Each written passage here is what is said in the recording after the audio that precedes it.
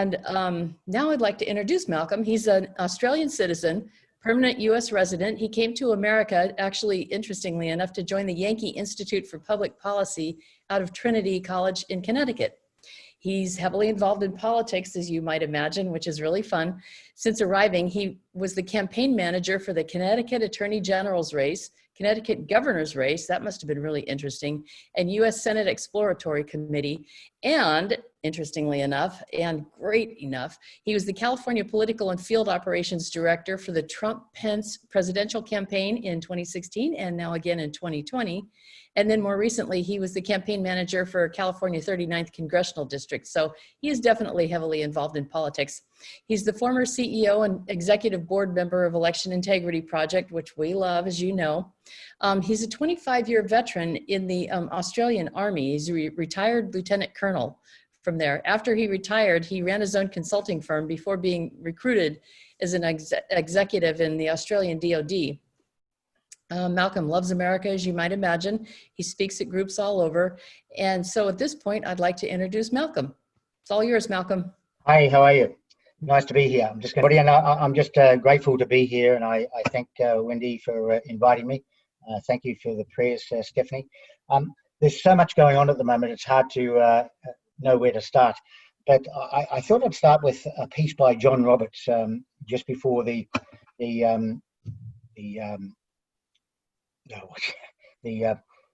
impeachment of President Trump. And leading up to that impeachment, everybody thought that John Roberts was going to be an antagonist and demand that the Senate do what he thought was the right thing. The bottom line is he didn't do that. He was a Chief Justice in the true sense of the form, and he presided over that impeachment as he should, as a Chief Justice. You know, he did say something before the impeachment, and it was done in a letter on the 31st of December, accompanying his annual report. And I thought this was a stark reminder to us all that we must understand the Constitution. And he said in that letter, each generation has an obligation to pass on to the next, not only a fully functioning government, responsive to the needs of the people, but the tools to understand and improve it. He went on to say that district courts and lower courts should abide by the Constitution. And most of the things that end up in the US Supreme Court could be decided if they applied the Constitution at the lowest level. In other words, let's get it sorted out at the lower level, and only on exceptional cases should we push something to the US Supreme Court. Well, these days, we're getting stuff pushed to the Supreme Court, especially out of the Ninth Circuit Court of Appeals, that just bear no resemblance to what the Constitution says. And I'm just so grateful for Robert saying that. But he went on to say that the people need the tools to understand and improve it. And what he meant by that is that the people require civic education. And what have we taken out of our schools? Civic education. And so we've created a generation of kids and another generation probably to come that know nothing about the Constitution, know nothing about the history of America, or very little. And so he implored the public to get involved in civic education.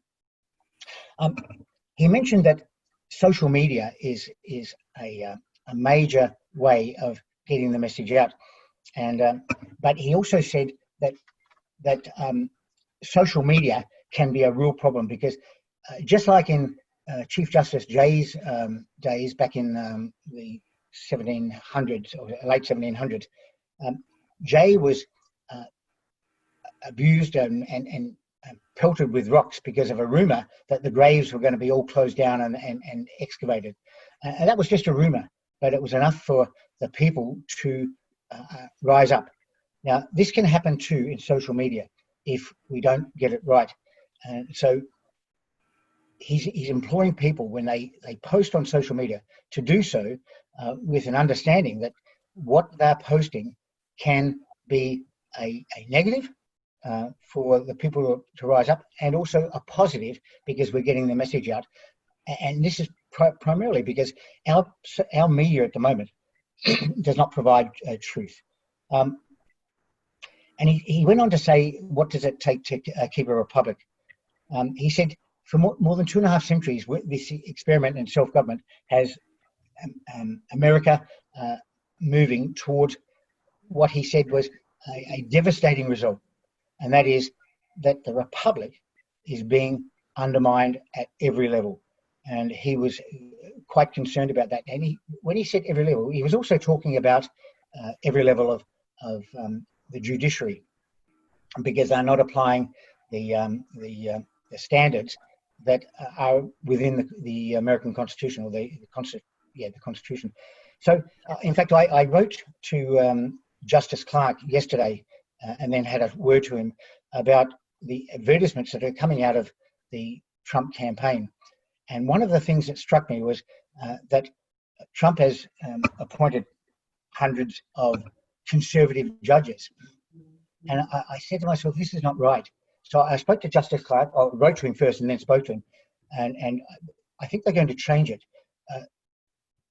When you say that we've appointed conservative judges, what we're saying is we've appointed judges only for a certain element of the population.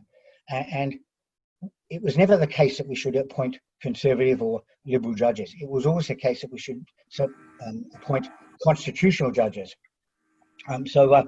He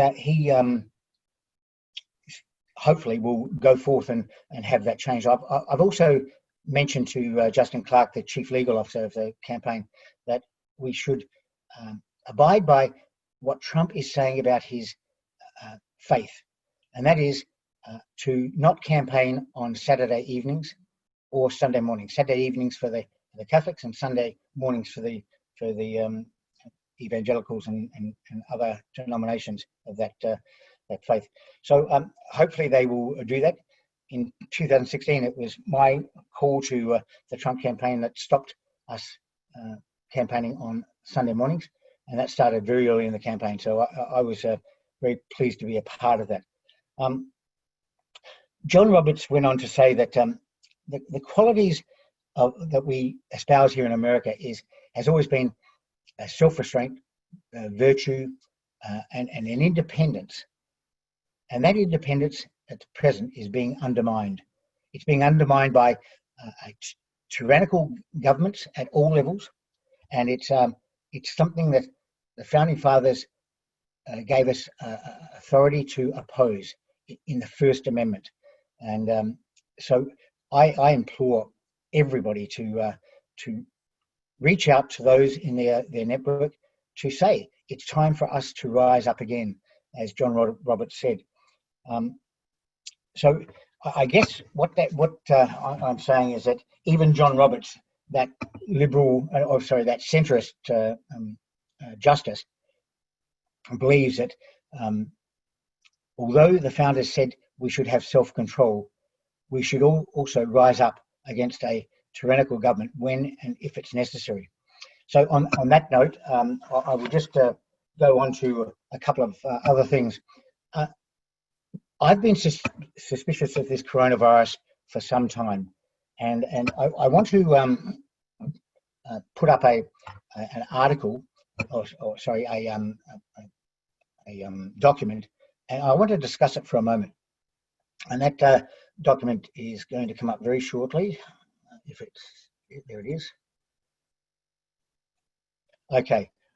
Firstly, I want to go to a table that I put together, which was partly put together by the CDC, but I finished it off with the percentages on the right. And hopefully everybody can see this.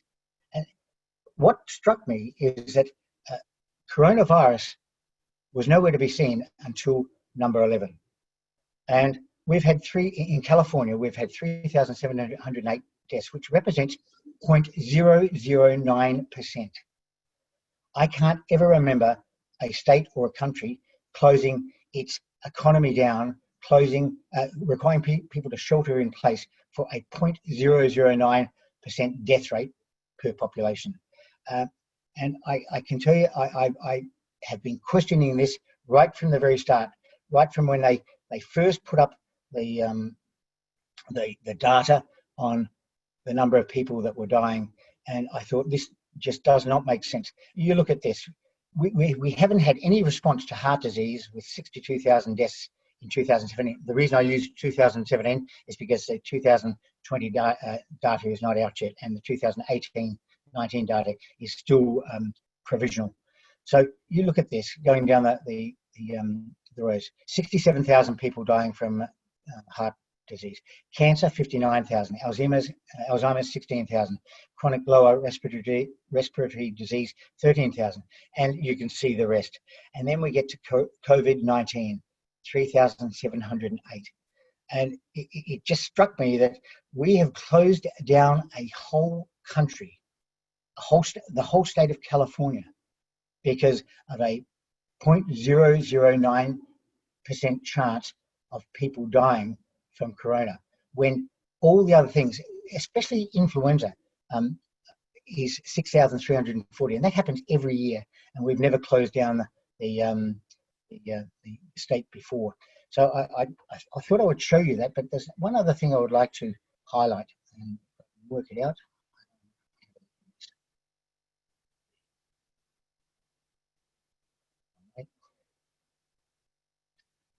Sorry about this.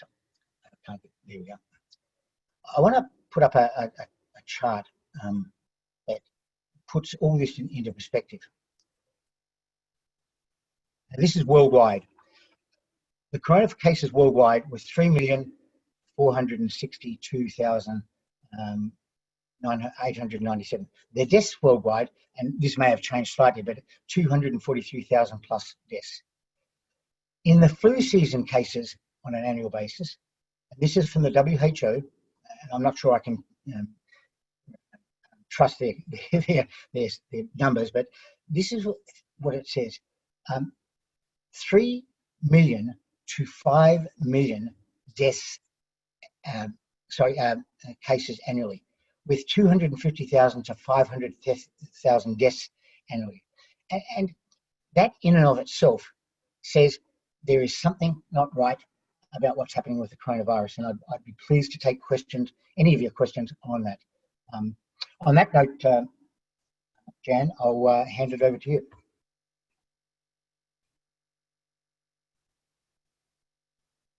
Thanks, Malcolm. That was interesting.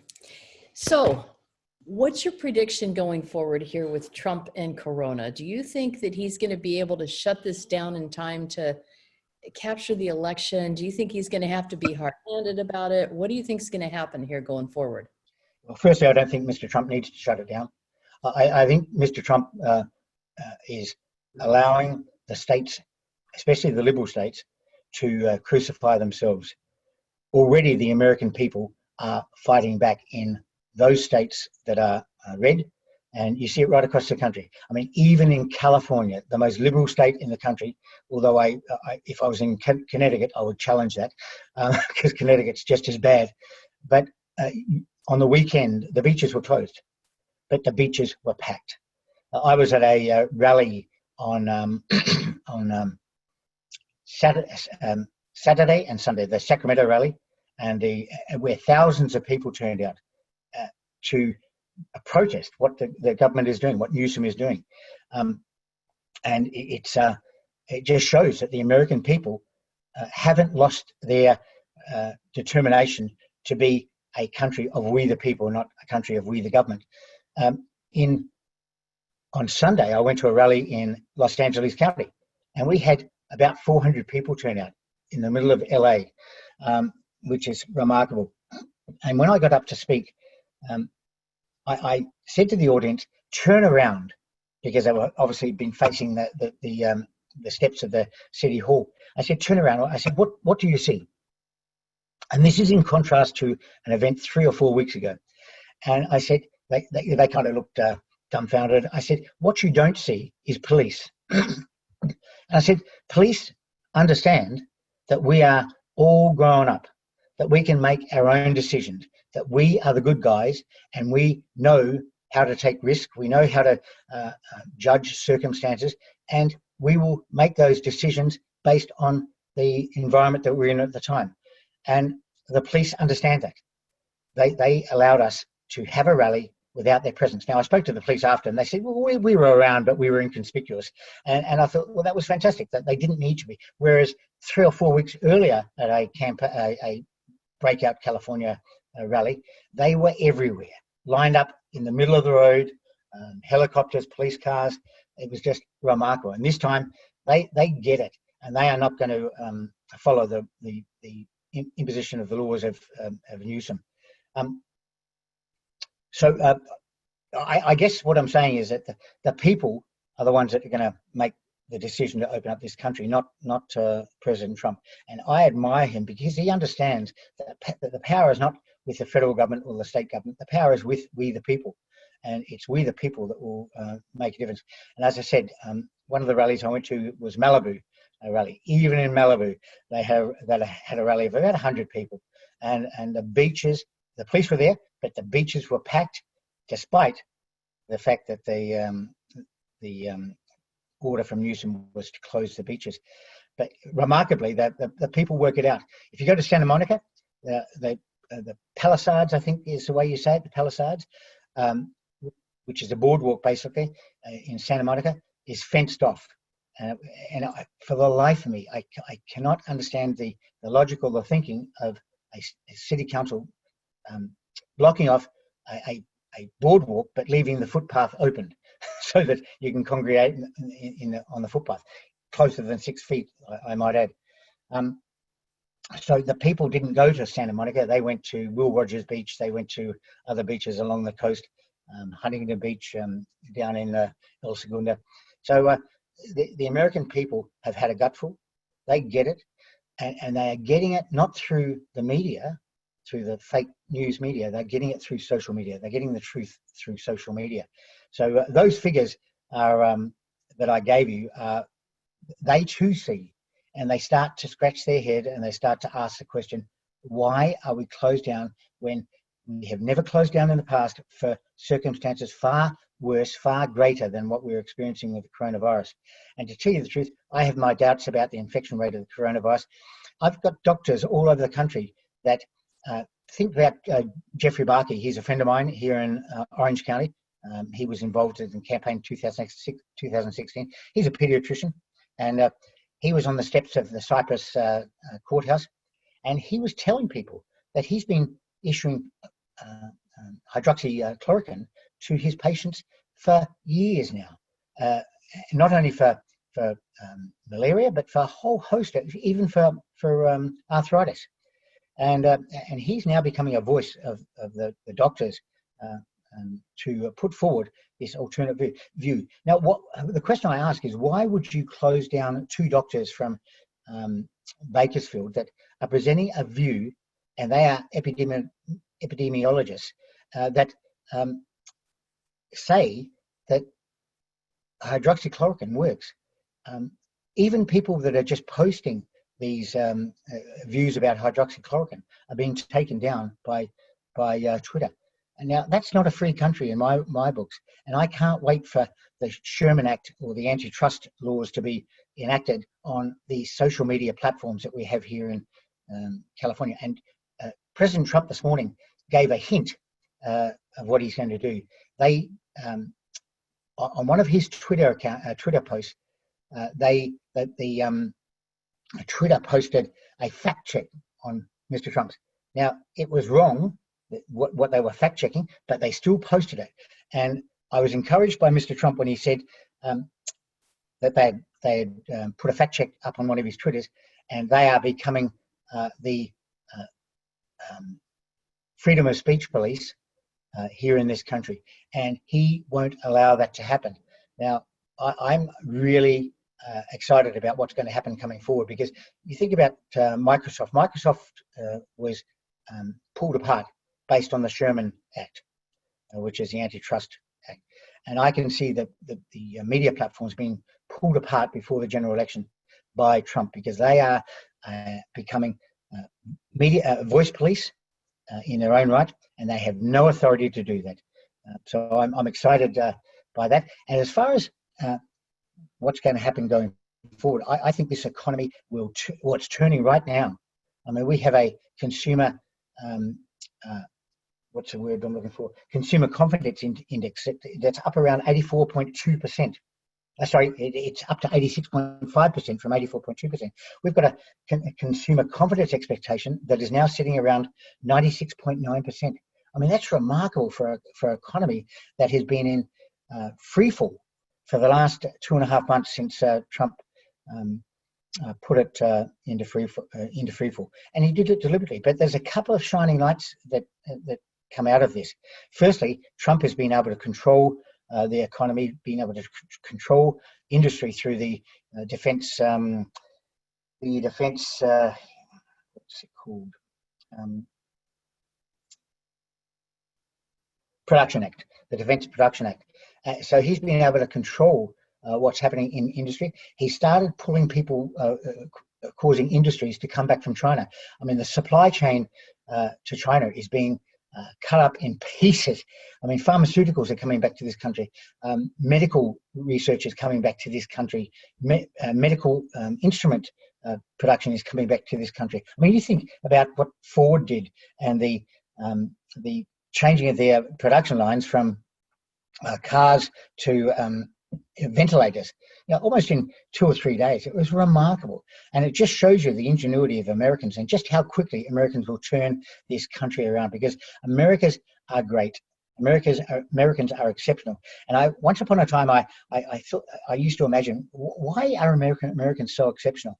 And I was sitting in a car going to the other side of the mountain from Whittier in Los Angeles to attend a presentation that I was giving.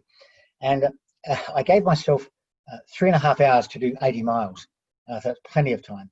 Well, the meeting was at 3:30. I left at 6:30. I left at 3:30, and I got there at 7:15. And I thought to myself, that's the reason Americans are so exceptional. That's the reason Americans are so inventive, because they spend all this time in their cars just thinking.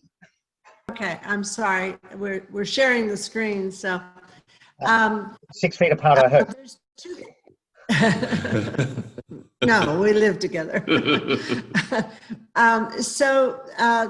These questions are connected. What is the chance that we are going to be mandated to get a COVID-19 vaccine in order to gain access to public places? And what is the chance that we are going to be contact traced? So I kind of put those two together because I think that they're pretty problems and pretty significant challenges going forward. Well, let me just say this. There is no way I will ever be allowed to be traced, and my phone can turn off that trace. And I implore everybody to do exactly the same. And don't take the new Apple update. No. 13.5, make sure you don't accept that. The other thing I would say, and I don't think constitutionally that will be allowed, and it would be challenged in the US Supreme Court. And I think the US Supreme Court would strike that down in a nanosecond, because it's an invasion of privacy, and the people do not have a right to invade our privacy. It's a bit like I think it's the Fourth Amendment. It's Fourth Amendment. Oh, well done. And you and me got it right, mate. We're both foreigners. Leave it to the foreigners, So it won't happen in my book. And even if it does, it will be challenged, and a stay will be put on any order for that to occur whilst it's being heard in the various levels of the courts. I'm guessing if it goes to the Ninth Circuit, it'll be upheld. And by that stage, the US Supreme Court will have already struck it down before it even got to the US Supreme Court, because it is the Ninth Circuit. The second question on being marked, it was being marked. Is that correct, Linda? Well, the first part was that we're going to be mandated to get a vaccine in order to go into certain locations. Yeah, okay. And to prove that we've had the vaccine. Okay. Again, that becomes a US Supreme Court ruling, and certainly I won't be getting a vaccine because I don't know what's in the vaccine. I mean, the technology today is so tiny that they could inject that technology into your bloodstream. And with the 5G network being laid out or rolled out, I mean, who knows what they plan to do with those that have either a chip or something injected into them. But yeah, it takes us back to the biblical Revelations part that says in the end times you will be given a mark of the beast, and if you don't take it, you won't be able to participate in the economy. Well, if I'm not allowed to participate in the economy because I won't take an injection or a mark, then so be it. I'm a military officer, 25 years, and I'll work out how to survive. But there's no way that I will ever take one of these injections, and because I don't know what's in the injection. And I would implore people not to take any coronavirus injection. There are alternates, as proven by many, many doctors. I mean, 60,000 doctors signed a petition saying that the coronavirus statistics are being manipulated by classifying anybody that died of a heart attack after they died, Yes. and they had coronavirus. It might not be active, it might not be affecting them, but it's put down as a coronavirus death. And I know Jeff Barkey was one of those signatures from Orange County. So the bottom line is, don't accept the quarantine. I mean, this is the whole basis, I believe, for the panic and the coronavirus scenario being put out there in the first place. I mean, really, in October 2019, they held a virus forum called Project 201, and Bill Gates was the chair of that. He sponsored it. The WHO were there, the CDC were there. They have an interest in having this vaccine rolled out, and that's why the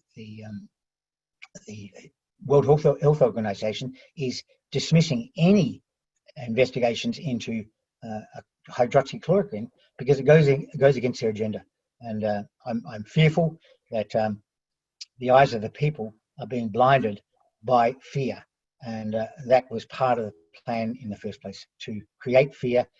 And I see people on the streets, and if I'm coming towards them on the street with my mask on, they walk across the road because they are in fear, and that saddens me beyond measure, because this is not something to be fearful of, especially when you look at a 0.009% death rate, which is the lowest of all those key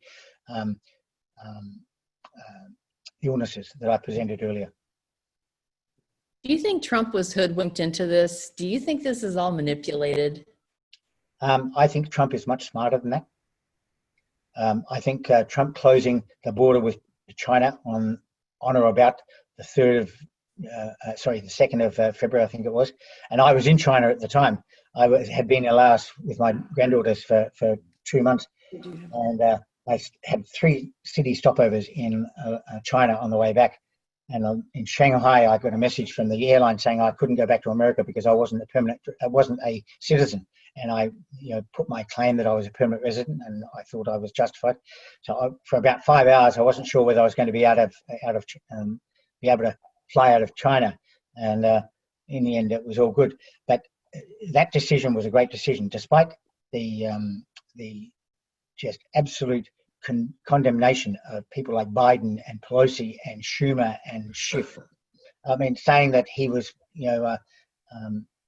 racist, and he was just totally wrong. I mean, even Dr. Fauci later, very late in the development of this coronavirus, was telling people that we don't need to wear masks. I mean, that in and of itself is evidence that this is not as bad as what they ever thought. So, I call him. I think this is this whole coronavirus has been a benefit to Trump. It's allowed him to shut down the economy. It's allowed him to address the central banks. The central banks with a 0% interest rate are no longer making money. The Federal Reserve is now, as I understand it, is now embedded in the and under the control of the Treasury. So they no longer are an independent organisation. I think everybody thought, or many people might have thought, indeed I did, that the Federal Reserve was part of the government. well, it's never been part of the government. It's an independent organisation, private organisation, and I think that's now being controlled by Trump and his Treasury Department. I think it's allowed Trump to expose the truth of the liberal progressive left. He's allowed the media to again continue to dig their graves because they are being exposed for exactly who they are. So I think Trump, although he might not have known this was coming, I think he has used it to his advantage, as he always does.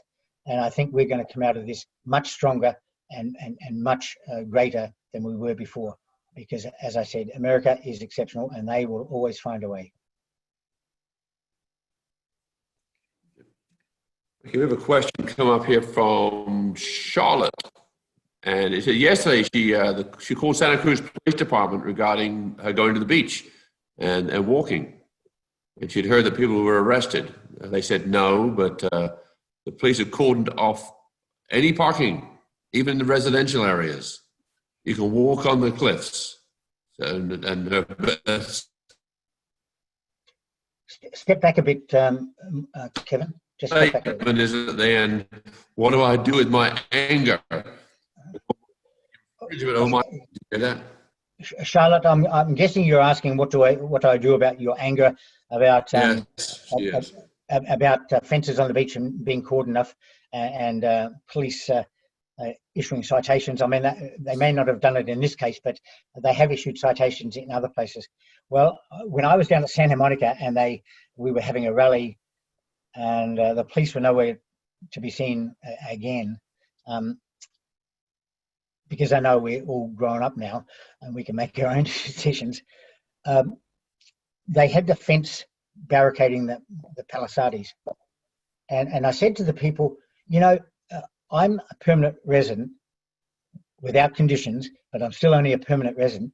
If I was a American citizen, I would be down here tonight and I would be pulling down this fence. And I would be pulling down the fence. They can't stop you from moving on the beaches. They can't stop you from going for a swim. Now, they can try, but if you go to court, it would be dismissed in court because it's unconstitutional. And Governor Newsom's executive orders are not legally binding. The only way they're legally binding is if they are introduced into law by the legislature. And then I'm sure there would be many lawsuits, class action lawsuits, pushed up through the Ninth Circuit and the Supreme Court saying this is unconstitutional. This law is unconstitutional. So to Charlotte, I would be an activist, and I would just listen to your conscience and ask, is this right? And if your conscience says no, then I would be taking action. Just ignore the orders of Governor Newsom. And if this gets out to Newsom, bad luck. I'm not a citizen. You can't control me. Yeah, that's what I'd be doing, Charlotte. Thanks for the question. Speaking of Newsom, I call him Newsom. Sorry. Speaking of Newsom, what's going on with recall? Do we even have a chance? I know we bungled the first one. What do you think? Look, I was on a call last night, and we had the two gentlemen. I think Heatley and another guy. It was the group call, which is a group of leaders from across the state that get together every Tuesday night at 5 p.m. on a group call. And they presented their arguments for the recall, and they were very excited. They say they're very organised and so on and so forth. Well, you need 2 million signatures, but really you need 3 million to counter for those that won't be accepted. And you need money to pay people to go out and get signatures, $1 per signature. Now, my view is that we have a number of races here in California that we can win, and that we should not worry about recalling Newsom. Newsom will recall himself in the 2022 election because the people of California's eyes are being opened. They are realizing now that Newsom is nothing more than a tyrant, nothing more than a dictator. He's taken away our constitutional rights here in California. We no longer have a constitutional government here in California. We no longer have, and they are required, of course, by the Constitution to implement a constitutional form of government in each state. And he's taking away those liberties here in California. I mean, you look at the PAGA laws, the Private Attorney General Act, which allows these frivolous lawsuits against employers by employees for not getting their lunch break at the exact time, getting their lunch break 5 minutes late. And these small businesses, and I give a shout out to the CABA, which is the Californian Business Industrial Alliance. And they're a great group. If you're a small business out there, join this group, because they've got lawsuits in the courts at the moment. But small businesses don't have the bank of lawyers to go against these rulings. So they just give up and they pay out. And of course, they pay out, and the insurance companies put up their premiums, but they have no choice. So I think recalling Newsom is not something we should be focused on just yet. And if you want to do it after the election, because we've got. Let me see. I've got my folder here somewhere. You're saying we should save our powder for other causes. Yeah, absolutely. And the other causes, I mean, the group that I'm involved in have gone through the races that were lost in 2018, and we think there are 7. Well, now the 6th, because Garcia won his 25th congressional district, which was amazing. He went from 4 points down to 12 points up. I mean, that is a remarkable turnaround in a seat that hasn't been won in 20 years. And that tells me something. And also in a seat, in a legislative seat here in California, a young lady won in a blue area as well. I mean, that tells me something. It gives me an indicator, a marker, if you like, of what's going to happen here in California in 2020. And I highlight a couple of, I'll highlight the seats that we're looking at, and we will provide support to. Buzz Patterson in District 7. I mean, all the Republicans in that race in the primary got 53% of the vote, which is unheard of. Tony Howes in District 10. All Republicans in the race got 51.5% of the primary vote. David Valadao in District 21 got 51% of the vote, and all up 53% of Republicans. Mike Garcia in the 25th, of course, he won. Young Kim, in her own right, got 52% of the vote in the primary. Greg Rass got 49% of the vote in District 45. Michelle Stuhl got 54% of the vote in District 48.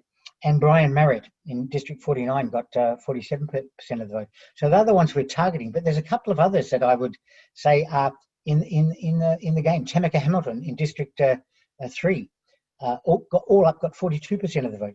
Erin Cruz in District 36 got 49% of the vote. I mean, it goes on from there. And I think that's an indication that we might have lost 6 seats in 2018, but I think much of that was a protest vote against the rhinos. And as long as we put up Trump-loving candidates, we will be good in 2020. And I think we can take back the House, especially with the support of California. And I think California will potentially turn red in 2020. Now, that a lot of people, poo-poo that, but we've got another 5 months of Newsom crap. And I excuse me for using the word crap, but I'm an Australian, so I can. I think by the time the election comes around, people will be so sick of what Newsom has done, especially prior to this coronavirus, let alone what he's done during the coronavirus, that Californians will turn back to common sense and government. Now, my concern, of course, is what Jessica Patterson said, and I've spoken to a couple of candidates who said, and I said, "Are you mentioning Trump?" He said, "Oh, no, we won't mention Trump." And I said, "That is the worst mistake you can make, not mentioning Trump, because Trump, whether you believe it or not, is supported here in California big time, especially in places like Orange County, all the counties that are in the red. And remember, there's 25 million eligible voters here in California. Of that, only about 12.5 million come out to vote at any given time. Another 6 million are declined to states. So the crap that Newsom is giving to the Californian people, in my view, is enough for those people that don't normally come out to vote to come out and vote in 2020, because they are sick to death. And I pray that they honour the Founding Fathers' gift to them, and that is the gift to participate in the greatest constitutional republic the world has ever seen. And when I see that a proposition like Proposition, I think it's Proposition 14, somebody correct me if I'm wrong, which is the top two primary, when I see that only 5,000 people voted in that primary out of an eligible vote of 25 million, and of those 5 million, sorry, I said 5,000, 5 million, 2.2 voted against Proposition 14 and 2.8 voted for it. And that in and of itself tells me that, or it saddens me more, that the people of California just don't understand how valuable the vote is and how valuable that gift from the Founding Fathers is, to participate in the greatest constitutional republic the world's ever seen. That was such a huge decision made by so few people. It's been such a change. Anyway, Linda, Kevin, did you guys have a question? Yes. This question, Malcolm, is about the mail-in ballots. And do you think that this is going to happen? Is there anything that we can do to stop it? And also, can we get the party designation off the envelopes? You know, the different color. I mean, it's such an invitation to lose some, you know? And so this is so upsetting to all of us. And I wonder if you have any ideas of anything that we as Californians can do, or is he just the self-appointed king and he's just going to make his decisions? Well, certainly he's the self-appointed king. There's no doubt about that. In fact, in California, there's 4 families that are in that cabal. You're probably aware of those 4 families, but I won't mention them here. Newsom is one of them. As I said to you earlier, in the video conference, I spoke to Ruth Weiss from Election Integrity Project last night, and they have 2 lawsuits going. One with Judicial Watch in Arizona to counter the ballot harvesting in that state, the proposed ballot harvesting in that state. So that's one lawsuit. And the other lawsuit is against the state of California. And I'm sure that Ruth, if she's on chat, can get on and correct me if I'm wrong. But my understanding is that Landmark Legal, which is Mark Levin's legal branch, is suing the Californian government on the posting out of ballots. Now, I said to Ruth, I've got no problems with ballots being posted out to people to ask them if they want a mail-in ballot, and put a paid envelope in there as well to return. But this posting out of ballots, I mean, you consider that in LA County, there's 1 million people more than there are registered voters in LA County. 1 million people more people registered. In San Diego, it's another figure, about 370,000, I think, and right across the state.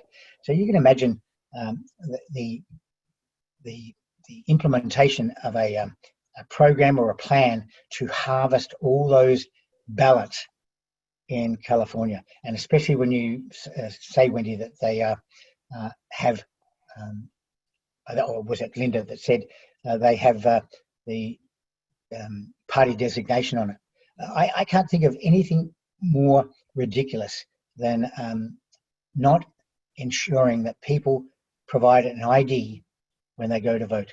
I mean, in Australia, my country, we have ID, and you can vote at any precinct or any district. You don't have to vote in your district. You just have to process your ID, and that is automatically processed online through to the central ballot counting system. And I don't know whether Trump has the authority to do this. He may have the authority at the federal level for the federal ballots or the federal election to ensure that voter ID is used. But we've got to start thinking about protecting this great constitutional republic. And if I have to produce a voter ID to go into a federal building, if I have to produce a voter ticket from here to in California to New York, if I have to produce a federal ID, an ID to get on a plane, then surely it's a reasonable thing to ask for the most important aspect of your lives, that is to vote, to produce an ID to vote. And I pray that the American people's eyes will open up. And when people say there's no fraud in this country, one day invite Ruth Weiss, if you haven't already invited Ruth, to come on and just talk about voter fraud in this country, in this state, and she will open your eyes beyond anything that I can do. Yeah, we've had Linda Payne speak a couple of times, and it is scary what's out there. Yes, it and is. we do help participate in Santa Clara County for election integrity. Yep. We need to be a lot stronger at Absolutely, and that's one thing that you guys can do as a group, can get out there and go to the ballots or to the precincts and watch what happens in the precincts. I pray that somehow the ballot process of putting out ballots to every voter in the state is kind of put down in the courts. You know, we were wondering, speaking of voter fraud and whatnot, if they lost their chance at harvesting because of the coronavirus. They can't go into all the care homes and harvest all those ballots that they did in the past. We were wondering if that really impacted things at all. I think that's ironic that here they are saying that we've got to stay at home, yet we're going to go out and ballot harvesting? Really? Yeah, that's kind of crazy. Okay, question here coming in from chat, which is one that intrigues me too. What's your prediction on Sleepy Joe? Do you think he's going to end up being the nominee? Do you think Michelle or somebody's going to swoop in there? What do you see happening? You know, there's lots of commentators out there that say that Joe will be replaced at the last minute. I think if they do that, that's the end of the Democrat Party. And even if he goes forward, it might be the end too. Yeah, well, either way, I think it's the end of the Democrat Party. But you know, Sleepy Joe he's got real problems. His cognitive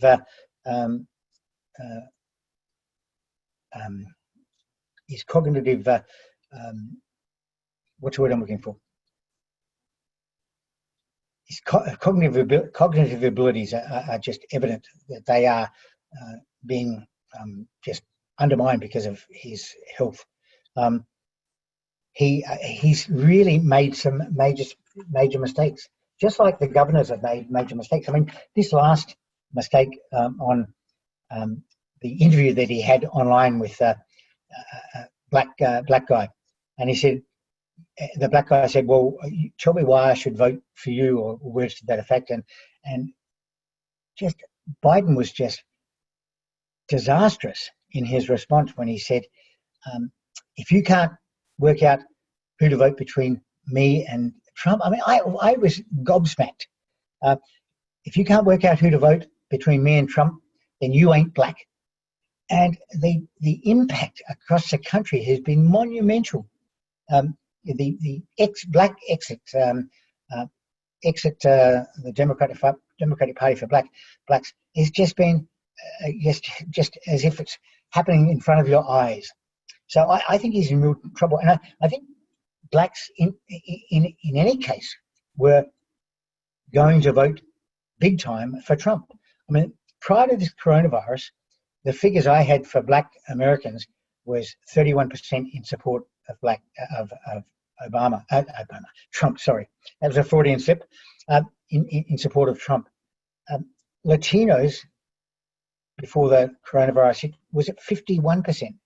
Now, during the election in 2016, it was 31% for the Latinos and 8%, which is still above any other presidential candidate for the Republicans in the past. He had 8%. Now, at 31%, that's the end of the Democrat Party. And Biden is not helping the case for Black Americans voting Democrat. And I think Black Americans are seeing their blue states being made to stay closed, and they've had a cutful. So I think it's going to be okay. Biden, whether he is or isn't the nominee, I don't think makes any difference. I think Trump will win in a landslide. You don't think Michelle will give him problems? Michelle, but Obamagate, she may go down anyway. I sure hope so. Yeah, and yeah, that's right. And whether you call it Obamagate or just whether Obama's directly involved, I personally think he is. But whether he is or isn't, I mean, there's so much going to come out over the next few weeks, especially with the Durham report being almost ready to be released, and this latest exposure of the Flynn unmasking. He wasn't unmasked for the telephone conversation to the Russian ambassador. He was unmasked 3 days before that. So why was he unmasked 3 days before that? Why did 29 people involved in the administration issue unmasking requests to the appropriate authorities? I think the DNI, with the new appointment, will continue to expose the truth and expose just exactly what has happened in this amazing country over the last 20 or 30 years. Hopefully. Kevin, Linda, did you guys have a question? You're on mute if you're trying to ask something. Oh, there we go. There we go. Another one from the list from HG. What, if any, are there any specific campaign strategies does the Trump campaign have to reach the millennials who've had pretty much very little, if any, civic education? Yeah, I was involved in the 2016 campaign, and there's three elements to that group of people. There's the millennials that started in '39, which includes my daughters, and they're just as bad as the other millennials. I hope you're not watching, Alicia and Emily, but you are. Then you've got the young millennials, and then you've got the Z generation. Now, traveling across the state for the Trump campaign in 2016, I went to about 15 states, and I was in dozens of offices in those 15 states, running the offices and campaigning for Trump. And those offices, campaign offices, were filled with young millennials and young Z generation people. I think the young millennials and the Z generation are looking at their millennial older siblings and saying, what's going on here? They get it, in my view. They understand. And not only were they young millennials and young Z generation, they were young Christians. And I went to churches I think I mentioned earlier to the team prior to the meeting, I actually was the one that instigated the No Sunday Morning campaigning. And I refused to campaign on Sunday anyway.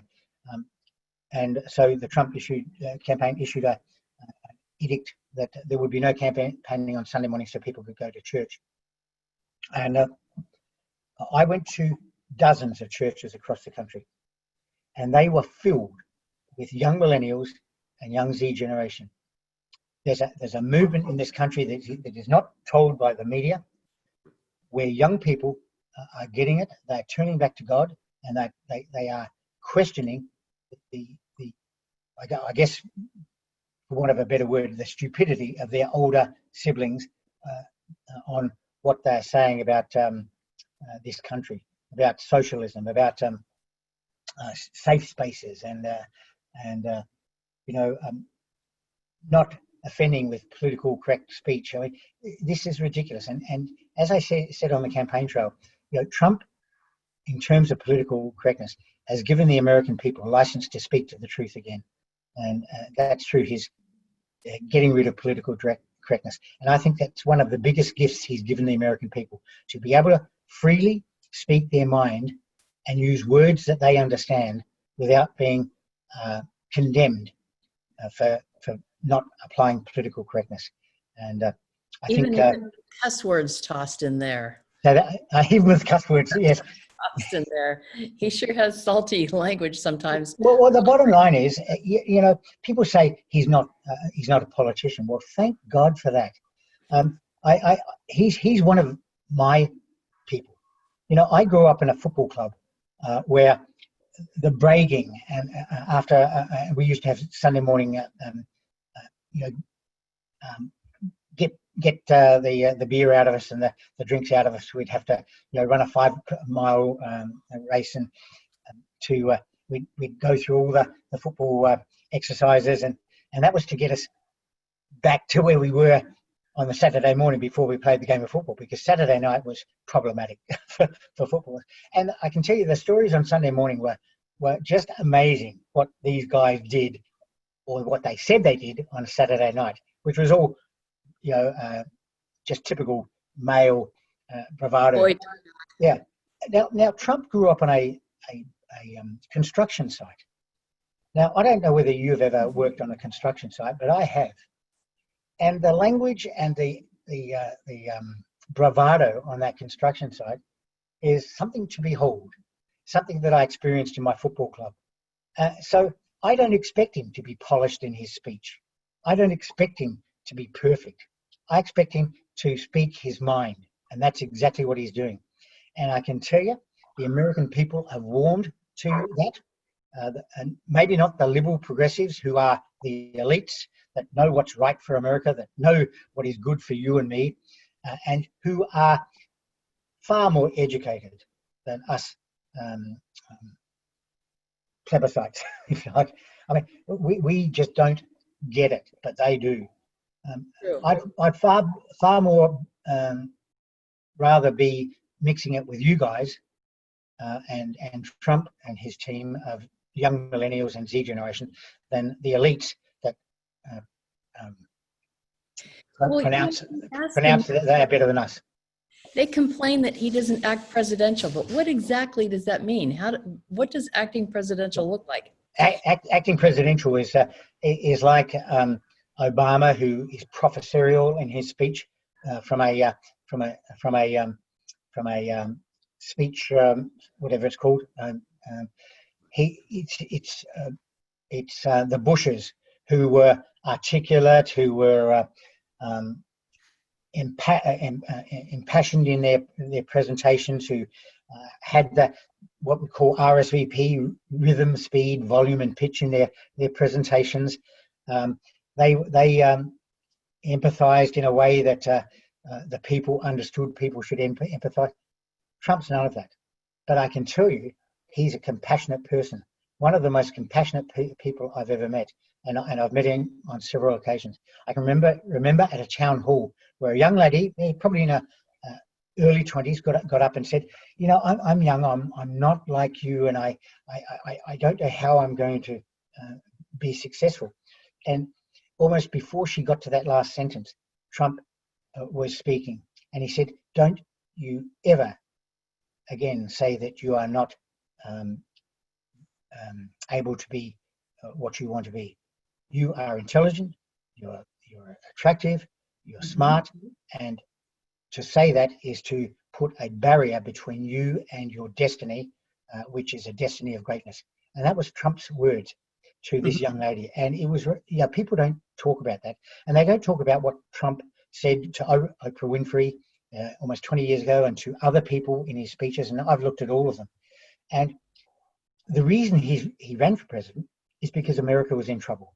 America was one step away from going over the spiritual cliff and the fiscal cliff. Now, you might laugh at that now, given where we are with our fiscal situation, but Trump was able to do what he did just 3 months ago and to bring down the economy because he'd built it up to such an extent that for it to collapse down to 20,000 or 19,000 was just bringing it back to where it was 3 years ago.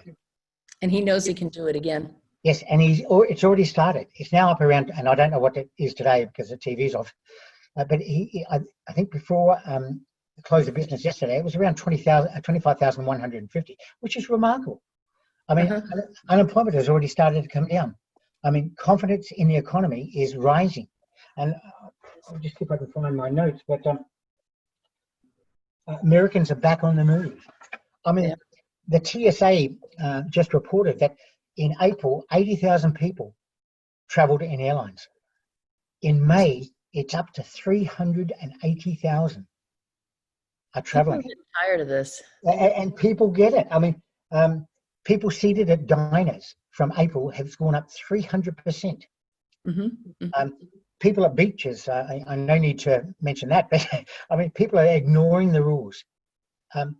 So I can't remember what the question was, but you get my meaning. I don't remember. Actually, I have my last question for you today, which is right up your wheelhouse.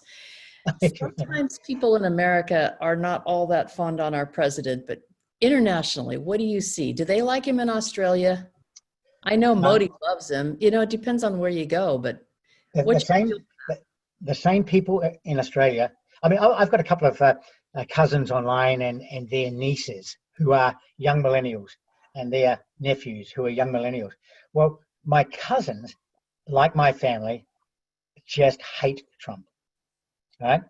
But I've got young nieces and nephews who are 19, 20, 21, 22, and they have been following me for the last 4 years, and they are right on board. And they are fighting with their own mothers and fathers and telling them they're wrong, that Malcolm has got his finger on the pulse in America, and we believe in Trump and what he's doing. And I can tell you, the people of my age in Australia, if they aren't a conservative, they hate Trump. And that goes for the people around the world.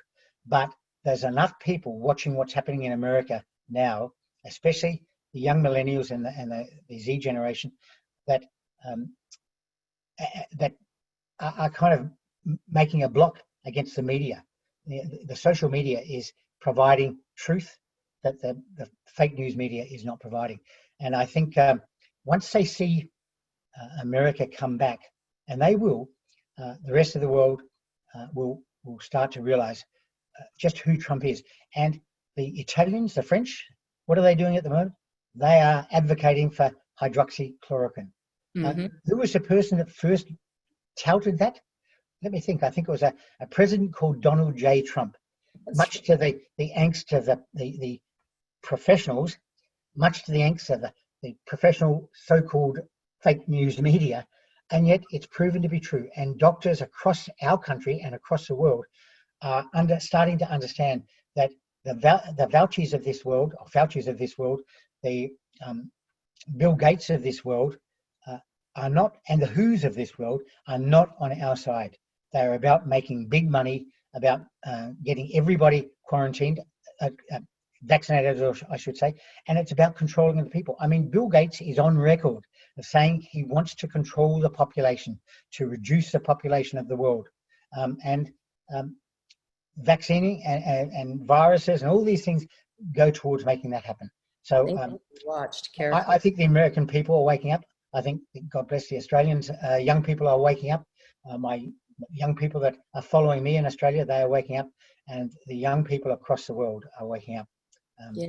I have no doubt that America will again be that beacon of hope and light for the rest of the world to look to, because it was always meant to be that way. I mean, those that want to bring America back to the secular pact, which is what they've been trying to do since 1947, when they ruled on separation of church and state, the biggest lie ever perpetrated on the American people.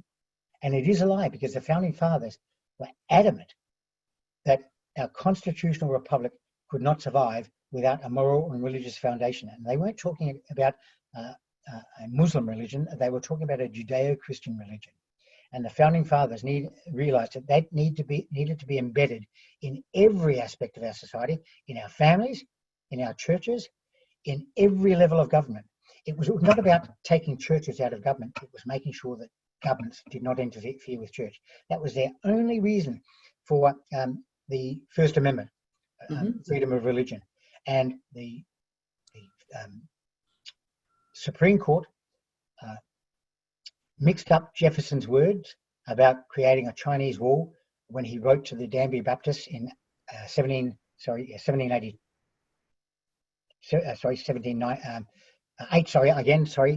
Jefferson, 1802. Sorry, I got his presidency wrong there for a moment.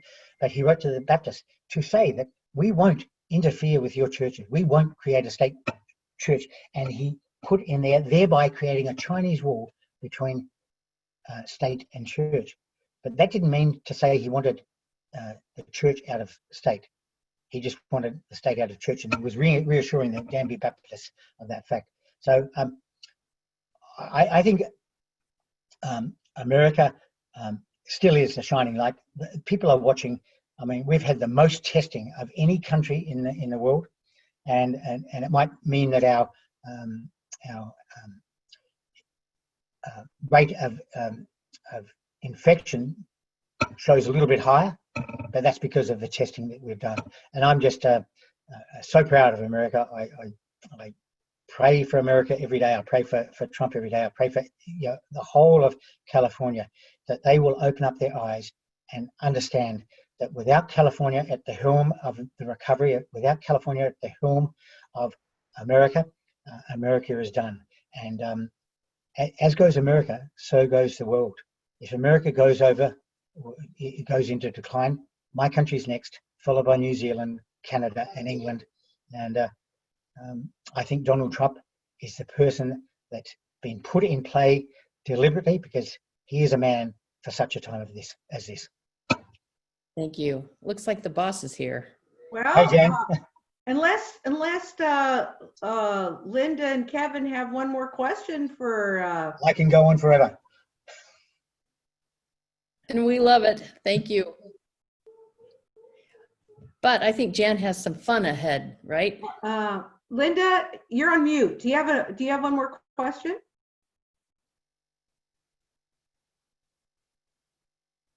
Still? Yeah, go, Linda. Actually,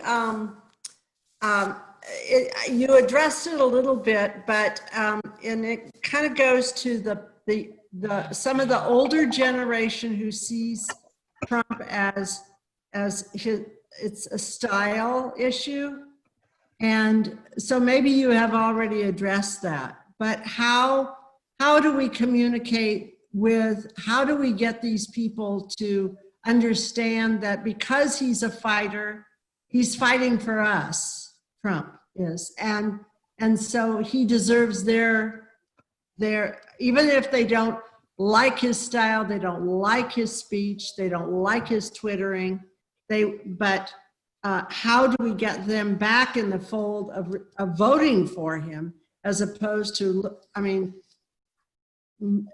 I guess you call them, I guess they're rhinos too. And how do we get those rhinos back to supporting Trump? I mean, would they even in a million years support Biden or a Democratic candidate when, we have so much to lose doing that?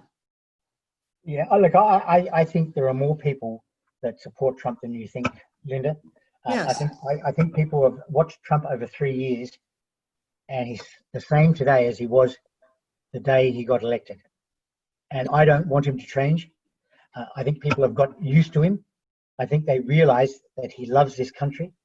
And I think they will give him a pass. Even the older people will give him a pass, because they realize that not only has he secured and continues to secure the retirement funds of pensioners. Now that it's gone down to 25,000, but remember it was at 19,000 when he took office. So their pensions are protected even as we speak, and the Dow is going up, and I can see it back to the 30,000 mark before the end of the year, because people have confidence. I mean, the suggestion is that the people of the blue states are starting to understand the tyrannical nature of their governors. I mean, you just look at this. The blue states governors are telling everybody to lock down. They are still locked down. Yes. But Michigan Governor Whitman's husband went boating up the coast. De Blasio went strolling in the park with his wife without a mask, by the way, 11 miles away from his home. Pritzker sent his family to Florida in the midst of the epidemic. This is the governor of Illinois. Murphy was just seen on the boardwalk after giving a lecture online, and then he went onto the boardwalk saying you must wear your mask and you must socially distance. And he was seen on the boardwalk speaking face to face without a mask with his constituents. People are starting to see the hypocrisy of these blue state governors, especially here in California, but also the last time I looked, the Democrat Party were worried about Illinois because they said Illinois is in play. That in and of itself tells me a great deal, that the American people are starting to wake up. So I can't say that Trump is going to change. I think he will continue to tweet. As much as during the campaign I used to cringe sometimes and say, why did you send that out at this particular time? But it doesn't matter. His heart, and the people see it, his heart is for this great nation. And he believes in America, unlike the previous 4 presidents who wanted a new world order and were putting in place instruments to open America's borders just like Europe, to create a one world government. And George Bush Sr. is on tape as saying we will move towards a one world government. So is Barack Obama and George Jr. and Clinton. They all believed in the New World Order. Well, Trump doesn't believe in the New World Order. Trump believes in what God says, and God says in Acts chapter 17, verse 26, that God created the nations with boundaries for a time. And he created those borders so that those nations, and I'm paraphrasing here and adding a little bit, so that those nations could implement their own laws. God is on the side of Trump. God is on the side of closing our borders, because he said it in Acts 17:26, and you can go and look it up yourself. And every time a liberal comes to me and says, well, what would Jesus do? Jesus would look after the little children. I said, sure, absolutely. But he wouldn't open the borders. He would ask those people to come through the front door. And if there's one thing I would recommend to the presidential campaign, is to have a policy, or to develop a policy that allows people that genuinely want to come to this country and participate in the greatest constitutional republic this world has ever seen, to close the back door and widen the gate, widen the front door.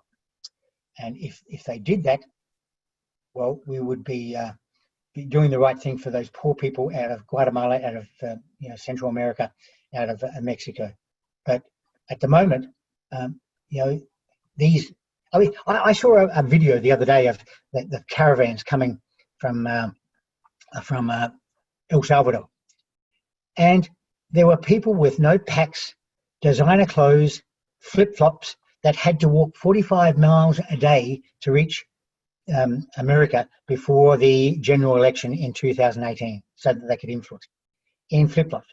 Not only that, they had implanted people in there, and they failed to Photoshop the pictures properly because there was missing a leg, for example. It's just ridiculous. People's eyes are being opened up. The video also included a Soros person handing out money for the caravanners. There was actors in the group. There was people with perfectly dressed hair in the group, nails brand newly done. People are starting to see the truth of what's going on in this country, and they see that these caravans are not what they seem to be. That these focus on families that are being tear gassed. When you find out that the cameraman standing in the middle of this tear gas without masks on. I mean, it's just nonsensical. And people are starting to see the truth, that this is all a setup to bring down the greatest country the world has ever seen, and bring down the economy, the best economy ever before seen in the world. So I don't think we need to change Trump. I think we need to let him do his job. He loves this country. He's not a professorial speaker. He speaks like you and me. He speaks with passion. He speaks with honesty. You're not going to hear any non-truths from Trump in his speeches. He might stretch things a little bit sometimes, but that's so people will wake up and go and just check out what he says. So don't change Trump. Trump is Trump, and those people that don't like his Twitter, don't read his Twitter accounts. Those people that don't like the way he speaks, don't listen to him speak. But don't not vote for him for those reasons, because he loves America. He loves the American people. He is a patriot. And if we want this country to again be that beacon of hope and light, we've got to elect Trump. Because if Hillary Clinton or any other Democrat got into power, this country would be dead. And I had people during the campaign saying that it would be dead for 40 or 50 years because of the US Supreme Court. No, this country is over. The experiment is dead. And why is it dead? It's because the person, the liberal that is elected into the office, will destroy this country's constitution bit by bit. They would take out the First Amendment. They would take out the Fourth Amendment.